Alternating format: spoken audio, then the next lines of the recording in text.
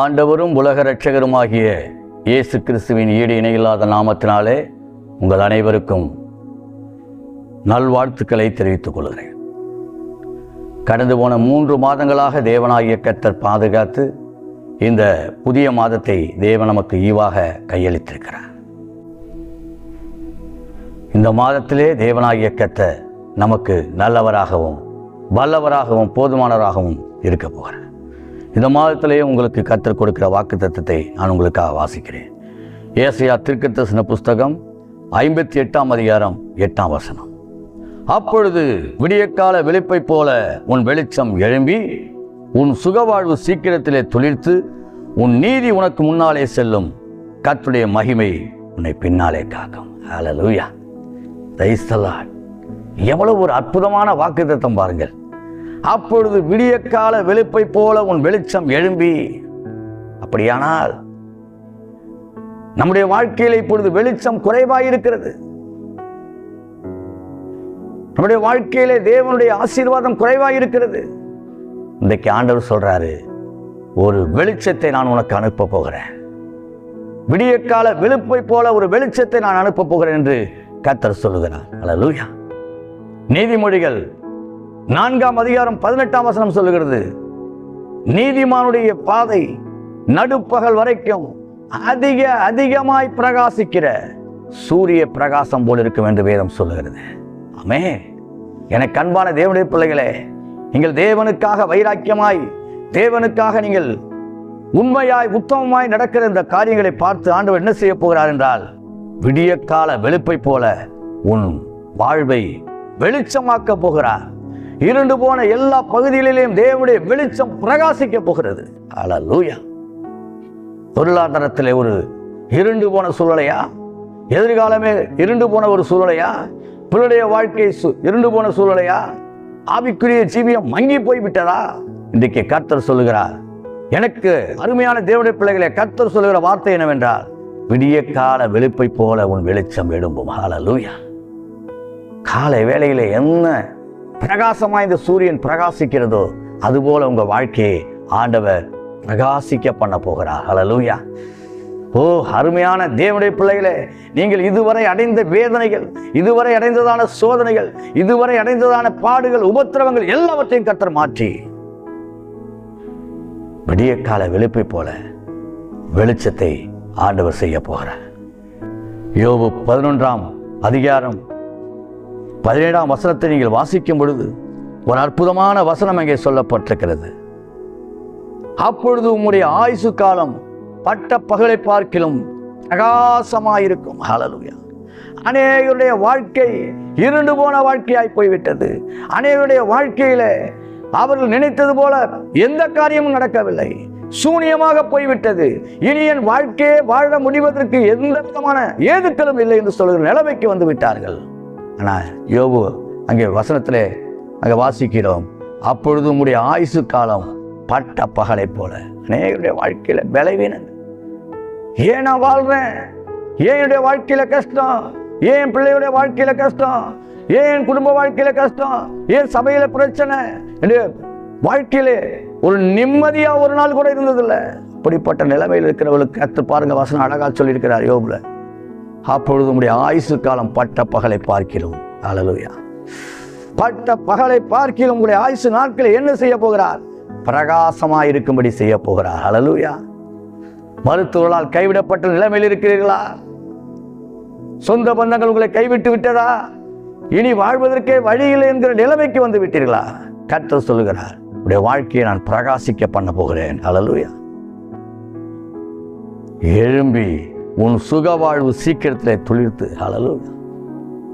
சுகவாழ்வு, செழிப்பான சுகவாழ்வை இந்த வருஷத்துல, இந்த மாதத்துல என் தேவனாகிய கர்த்தர் கட்டளையிட போகிறார். இதுவரை வாழ்க்கையில மருத்துவர்களால் கைவிடப்பட்ட நிலைமைகள், இனி பிழைக்க முடியாது என்று சொல்லிய வார்த்தைகள், இனி அவ்வளவுதான் முடிந்து போனான் என்று பலர் சொல்கிற இந்த வார்த்தைகளை கேட்டு கேட்டு நொந்து போன உங்கள் வாழ்க்கையில ஆண்டவருடைய வார்த்தை வருகிறது, உன் சுகவாழ்வு சீக்கிரத்திலே துளிர்க்கும். ஹல்லேலூயா. சீக்கிரத்தில் இப்பொழுதே ஆண்டவர் துளிர்க்க பண்ணுகிறார். 38 வருடமாக அந்த பெதஸ்தா குளத்தண்டையில் பாருங்கள், 1 வருஷம் 2 வருஷம் இருந்தாலே அந்த உடம்பெல்லாம் புண்ணு வந்துடும். 38 வருஷமாக கிடக்கிறான் பாருங்க. இயேசு கிறிஸ்து பிறக்கிறதுக்கு முன்னாடியே 5 வருஷத்துக்கு முன்னாடியே சீனியராக வந்து படுத்துக்கிறான் பாருங்க. இவனுக்கு பின்னாடி வந்தவர்கள் எல்லாம் சுகமடைந்து போகிறார்கள். ஆனால் பெதஸ்தா என்று சொன்னால் இரக்கத்தின் குலம். ஆனால் இவனுக்கு இரக்கம் காட்டல. 38 வருஷம் எவ்வளவு வேதனை அனுபவித்திருப்பார். ஐயோ, என்னை கொண்டு போய் விடுவதற்கு யாரும் இல்லை. இயேசு ஒரு நாள் அவனை தேடி வந்தார்.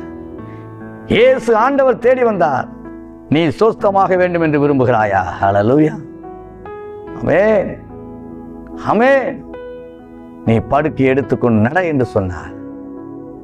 உடனே அவன் சுகமடைந்து, ஹல்லேலூயா, ஆண்டவர் சொன்னார் ஒரு வார்த்தை, நீ போ, இனி பாவம் செய்யாது. ஹல்லேலூயா. அப்படியானால் அவன் இந்த 38 வருடமா வியாதியோடு கடந்ததனுடைய காரணம் என்ன? பாவம். உங்க வாழ்க்கையில் இன்றைக்கு சுகவாழ்வு இல்லாதபடிக்கு பல்வேறுபட்ட டாக்டரால் கைவிடப்படுகிற நிலைமைக்கு உங்களுடைய வியாதிகள் இருக்கலாம். ஆனா ஆண்டவர்கிட்ட நீங்க சொல்லுங்க, ஆண்டவரே என்னை குணமாக்க உம்மாலே முடியும் என்று சொல்லுங்க. ஆண்டவர் உங்களை குணமாக்குவார். ஏனென்றால் வசனம் சொல்கிறது, உன் சுகவாழ்வு சீக்கிரத்திலே துளித்து. இந்த மாதத்துல, இந்த வேலையில, இந்த வசனத்தை கேட்கிற வேலையில உங்களுடைய வாழ்க்கையில் இருக்கிற எல்லா பலவீனங்களையும் கர்த்தர் மாற்ற போகிறார். நெஞ்சு வலி, வயிற்று வலி, ஒற்றை தலைவலி, மூட்டுக்கு வலிக்குது, என்னால் எழுந்து நடக்க முடியல, என்னுடைய வேலையை நன்னாலே செய்து கொள்ள முடியவில்லை, இந்த கையை தூக்க முடியல, நரம்பு பிரச்சனை, எலும்பு பிரச்சனை, எந்த கிட்னி பிரச்சனை, சுவாசிக்க முடியல, எந்த வியாதியா இருந்தாலும் ஆண்டு சொல்றாரு, உன் சுக வாழ்வை சீக்கிரத்தில் துளிர்க்க பண்ண போகிறார். ஹல்லேலூயா, ஹல்லேலூயா. இன்றைக்கு கர்த்தர் அந்த 38 வருடமாய் பலவீனப்படுத்துகிறார். பலவீனத்தில் கடந்த அவனை கர்த்தர் குணமாக்கினது உண்மையானால் இன்றைக்கு உங்களை குணமாக்க போகிறார். எவ்வளவு பெரிய நாள்பட்ட வியாதியா இருந்தாலும் அவர் குணமாக்குவார். மேட்டுப்பட்டியில் ஆலயத்தில் 2 சிறுவர்கள் ஆலயம் ஆராதனை முடிந்த உடனே வந்தார்கள். அம்மா அவங்களை அழைச்சிட்டு வர சொன்னாங்க. என்னப்பா, அம்மாவுக்கு உடம்பு சரியில்லை. போன உடனே அந்த சகோதரி ஒரு வாழை இலையில கிடத்தப்பட்டு அந்த கழுத்து பகுதியெல்லாம் வீங்கி போன நிலைமையில இருந்தார். ஏன்னா அவருடைய கணவர் ஏற்கனவே எய்ட்ஸில் நடந்து போனார். அந்த வியாதி இவங்களுக்கு இருக்குது. ஒரு மூல வளர்ச்சி இல்லாத ஒரு பிள்ளை, மற்ற 2 பிள்ளைகள். இவர்கள் மரித்து போனால் இந்த பிள்ளைகள் அனாதையாக ஆக்கப்படுவார்கள். ஆனால் இந்த சூழ்நிலையிலே அவர்கள் பிழைப்பதற்கான சூழ்நிலை இல்லை. ஆனால் கண்ணீரோடு கூட பாரத்தோடு கூட ஜெபித்தோம். அவர்கள் சுகமடைந்து விட்டார்கள். அந்த எய்ட்ஸ் நோயிலிருந்து கர்த்தர் அவர்களுக்கு சுகமடைந்து இன்றைக்கு அவர்கள் ஜீவனோடு இருக்கிறார்கள். அந்த பிள்ளைகளுக்கு கர்த்தர் இறங்கினார். அந்த தேவன் இப்பொழுது வந்திருக்கிறார். இதை கேட்டுக்கொண்டிருக்கிற உங்களுடைய வாழ்க்கையில எப்பேற்பட்ட வியாதியா இருந்தாலும் சரி, நாள்பட்ட வியாதியா இருந்தாலும் சரி, குடும்ப உறவுகளில் இருக்கிற சிக்கலா இருந்தாலும் சரி, மன நோயா இருந்தாலும் சரி, எதுவா இருந்தாலும் சரி, கர்த்தர் உங்களுக்கு சுகத்தை தரப்போகிறார். உன் சுக வாழ்வு சீக்கிரத்திலே துடித்து. அல்லது டாக்டர் முடியாதுன்னு சொல்லிட்டாங்க, பிரதர் அவ்வளவுதான் சொல்லிட்டாங்க, வீட்டுக்கு கொண்டு போயிடுங்கன்னு சொல்லிட்டாங்க. இல்ல, இன்னைக்கு ஒரு அற்புதம் நடக்க போகுது பாருங்க. இன்னைக்கு ஒரு அதிசயம் நடக்க போகுது பாருங்க. இப்படி இருதயத்தில் ஒரு அற்புதம் நடக்க போகுது பாருங்க. ஒரு கிட்னி பகுதியில் ஒரு வல்லமை இறங்க போகுது பாருங்க. தீராத தலைவலி, அதில் ஒரு அற்புதம் நடக்க போகுது பாருங்க. எலும்பு வலி, முட்டுக்கு மூட்டு வலிக்குதுங்க, என்னால எழுந்திருக்க முடியல. ஆண்டவர் இந்த முட்டு வியாதிகளை அந்த குணமாக்க போகிறார். இரத்த நாளங்களில், நரம்புகள், தசைகள், திசுக்களில் நம்முடைய வல்லமை ஆண்டவர் இறங்க போன கர்த்தர் சுகத்தை தரப்போகிறார். சீக்கிரத்திலே துளைத்து உன் நீதி உனக்கு முன்னாலே செய்யும். நீ ஆண்டவருக்காக பாராட்டின காரியங்கள், கர்த்தருக்காக செயல்பட்ட காரியங்கள், சபைக்காக நீங்க பாராட்டின கிரியைகள், பரிசுத்தவான்களுக்காக செய்த நன்மையான காரியங்கள், ஏழை எளிய மக்களுக்காக நினைத்த காரியங்கள், இதையெல்லாம் கர்த்தர் நினைச்சு பார்த்து ஒரு நீதியை நினைச்சு பார்க்க போறாரு. அல்லேலூயா. எசேக்கியா ராஜா அங்கே பாரத்தோடு ஜெபித்த பொழுது, அவர் செய்த நன்மையெல்லாம் சொல்லும் பொழுது 15 வருடங்களை கூட்டி வழங்கின தேவன் இன்றைக்கு உங்களுக்கு ஆயுசு நாட்களை கர்த்தர் கூட்டி வழங்க போகிறார். உங்களை நீதியை நினைக்க போகிறார். தேவனுக்குன்னு செய்த காரியங்களை நினைக்க போகிறார். உன் நீதி உனக்கு முன்னாலே செல்லும். கர்த்தருடைய மகிமை உன்னை பின்னாலே காக்கும். அல்லேலூயா. எழும்பி பிரகாசி, உன் ஒளி வந்தது, கர்த்தருடைய மகிமை உண்மையிலே உதித்தது. அழகாக சொல்ல, கர்த்தருடைய மகிமை தான் இன்னைக்கு முக்கியம். சரீர சுகம் முக்கியம். தேவன் நமக்கு பொருளாதார ஆசீர்வாதங்கள் கொடுக்கிறது முக்கியம். உலகத்தில் நல்ல ஆசீர்வாதமாய் நன்மையாய் வாழ வேண்டியது அவசியம். ஆனா அவருடைய வார்த்தை சொல்லுவாங்க, அப்படி மகிமையை பார்க்கணும், தேவனுடைய பிரசன்னத்தை பார்க்கணும். தேவனுடைய எழுப்புதலை பார்க்கணும் என்று ஏங்கி கொண்டிருக்கிற உங்கள் வாழ்க்கையில அவருடைய மகிமையை நீங்க பார்க்க போறீங்க. பாருங்க, அவருடைய வல்லமையை பார்க்க போறீங்க.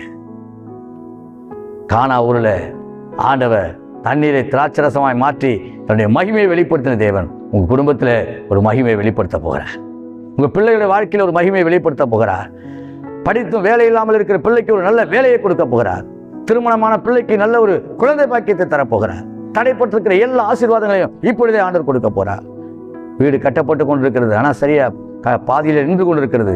வீட்டை கட்டி கொடுப்பார். ஹல்லேலூயா. அது மாத்திரமல்ல, வர வேண்டிய உயர்வுகள் வராமல் இருக்கிறதா, அந்த உயர்வை தேவன் தரப்போகிறார். உங்களுக்கு என்று தேவன் தன்னுடைய மகிமையை விளங்க பண்ண போகிறார். தண்ணீரை திராட்சரசமாய் மாற்றின அந்த மகிமையை வெளிப்படுத்தின தேவன் உங்களுக்கு ஒரு மகிமையை வெளிப்படுத்த போகிறார். இந்த மாதம் ஒரு மகிமையை காண்கிற மாதம். இந்த மாதம் சுக வாழ்வை பெற்றுக்கொள்கிற மாதம். நீதியாய் வாழ்ந்தது நிமித்தமாக தேவன் நமக்கு என்று வைத்திருக்கிற ஆசீர்வாதங்களை பெற்றுக்கொள்கிற மாதம். சுக வாழ்வை பெற்றுக்கொள்கிற மாதமாக கர்த்தர் மாற்றுவார். உங்களுக்காக ஜெபிக்கிறேன். அன்பின் பரலோக பிதாவே, பரலோகத்தின் தேவனே, இந்த வேலைக்காக நன்றி. கடந்து போன 3 மாதங்களாக கண்ணை இமை காக்கிறது போல காத்த தேவன், இந்த 4வது மாதத்திலே வந்திருக்கிறோம். உங்களுடைய சமூகத்திலிருந்து இந்த வார்த்தைகளை பெற்றிருக்கிறோம். இந்த வார்த்தைகள் எங்களுக்கு வாழ்வை தரட்டும் ஆண்டவரே. எங்களை வாழ வைக்கக்கூடிய உடைய வார்த்தைகளுக்காய் ஸ்தோத்திரம். ஜீவன் கொடுக்கக்கூடிய உடைய வார்த்தைகளுக்காய் ஸ்தோத்திரம். இப்பொழுதே இதை பார்த்து கொண்டிருக்கிற கேட்டுக்கொண்டிருக்கிற பிள்ளைகளுடைய வாழ்க்கையில ஒரு அற்புதம் நடப்பதாக ஆண்டவரே. பல பேர் இதை கடன் தொல்லைகளோடு பார்த்து கொண்டிருக்கிறாங்க. இந்த கடனை எல்லாம் அடைப்பதற்கான வழிவாசலை திறப்புங்க. வேலை இல்லாதபடிக்கு அநேகர் காணப்படுகிறாங்க. நல்ல வேலை வாய்ப்பை தாருங்க. வேலை செய்து சரியான பணம் சம்பளம் வரலன்னு சொல்லி கலங்கி கொண்டிருக்கிற பிள்ளைகளுக்கு நல்ல வருமானம் வருவதாக என்று சொல்லி ஜெபிக்கணும்.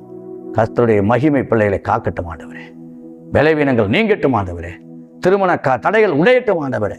எந்திரக்கட்டு, மந்திரக்கட்டு, பாவக்கட்டு, சாபக்கட்டு, அக்கிரமத்தின் கட்டு எல்லாவற்றையும் அவிழ்த்து போட்டு எல்லா இக்கட்டுகளையும் நீக்கி போட்டு சமாதானம் உண்டாவதாக, சந்தோஷம் உண்டாவதாக, மகிழ்ச்சி உண்டாவதாக, தேவனுடைய ஆசீர்வாதம் உண்டாவதாக. இதை பார்த்து கேட்டுக்கொண்டிருக்கிற எல்லாருக்கும் நன்மை செய்யுங்க ஆண்டவரே. உங்களுடைய கரத்தில் பிள்ளைகளை ஒப்புக் கொடுக்கிறோம். இயேசுவின் நாமத்தில் ஜெபிக்கிறோம் நல்ல பிதாவே. ஆமென், ஆமென், ஆமென், ஆமென். Praise the lord. God bless you. உங்களை எல்லாரையும் கர்த்தர் ஆசீர்வதிப்பார்.